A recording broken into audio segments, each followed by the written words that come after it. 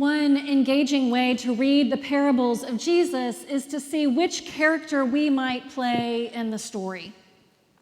And because the stories are so rich and true to the wide variety of human experience, we often find that we take on different roles at different seasons, such that we see and learn more from each story every time we encounter it.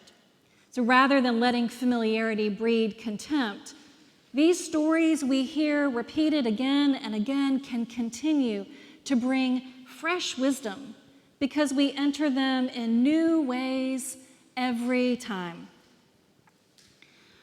But I'm not going to ask you which part you would be cast in a stage production of this old familiar tale. Instead, borrowing a nudge from Episcopal priest and sometime contrarian Robert Farrer Capon, the question on the table today is, which figure in the story is the Christ figure? It doesn't take long to run the options. Clearly, Jesus is neither the priest nor the Levite. Though easily vilified, we can pause for a moment as we scan the character list to acknowledge that their behavior, while not commendable, is kind of understandable. We don't have to be completely malevolent types ourselves to acknowledge that fear or simple impatience drove their choices to walk by on the other side. It's not pretty. But I'll be the first to admit that I play these parts in my daily life, and not just because I'm also clergy, but because I am often fearful and very often impatient. But Jesus? No. These are not his roles. And he's probably not the innkeeper, incidental in many respects to the plot, though again, a part I would be ready to step in for as a quick understudy. I'm all too ready to support someone else offering support, especially when they give me all the resources necessary to come in as second-line aid and comfort. So then there's the frontline EMT, the Good Samaritan himself, namesake of the story. And of course, you and I are encouraged to try to imagine ourselves making the effort to be more like this leading actor, hard as it may be on any given day, on any given roadside. Go and do likewise. So perhaps this is the part we are meant to audition for. But is this the Christ figure? Our friend Capon says that in today's story, the part played by Jesus is none of these, but is in fact the man who fell among robbers. Odd, because this man gives no speeches, he has no lines at all in the play, yet Jesus has been hinting all along at his intention to play the suffering servant and not the knight in shining armor. All along, Jesus has been talking about lastness, lostness, and leastness, even when everyone around him kept asking about being first, being found, being the greatest. This exercise in looking for Jesus rather than looking for ourselves in the story pushes us in a few ways, I think. At the simplest, though still challenging level, looking for Jesus instead of ourselves flips the narrative that otherwise keeps you and me at the center of the frame. The tendency to take every picture in selfie mode. How even when I don't mean to, I interpret all kinds of events through the lens of what impact it has on me.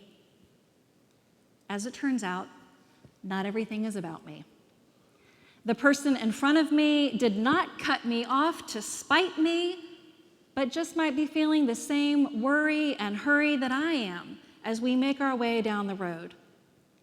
Interpreting the story by looking for Jesus encourages me to dethrone myself and center others. But even this, keeping the parable as a template for a lesson I can learn about my life. And if instead we sit and stay with Jesus in the role of the man who fell among thieves, then we find ourselves sitting a little longer in the ditch. And there, we can start to glimpse lessons about who God is. God is not a kindly do-gooder.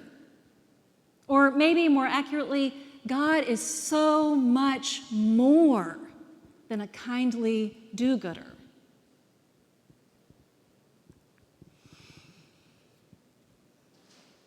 God is goodness. God is loving kindness incarnate. And we go looking for God and land on a capable hero type instead of seeing that God's infinite goodness and faithful loving kindness will sometimes look like lastness, lostness, and leastness. Because Jesus came to live and to die and to live again. God came for the last and to find the lost and to see the least, and God came to be last and to be lost and to be least. It's hard to hang on to a belief in a broken God, especially in a world that celebrates only what is shiny and strong, a world that tilts toward winners and shuns weakness. It's probably why we so often fall for the storyline with the clear hero and a self-improvement to-do list for ourselves. But crawl down beside the road and lie there awkwardly for a moment next to Jesus, half dead and hurting, and see how uncomfortable and yet how beautiful it is to know that Jesus is not just aware of the ugliness of the world as a hypothetical possibility, but is stripped and beaten and alone. He is, as the prophets foretold, a man acquainted with grief and sorrow. God is not only on high, regal, and exalted, but also wrecked and crushed in a brutal world. Just like the disciples who kept looking around for a champion, we can miscast Jesus and overlook his willingness to be last, to be least, to be lost. But when we see him there on the side of the road, we learn all over again to see God in surprising ways and in disconcerting places, places we wouldn't be caught dead ourselves. And then the whole story flips around, and we consider afresh what it means to follow a God who is wrecked first and finally resurrected. And we find ourselves all over again inside an extraordinary story.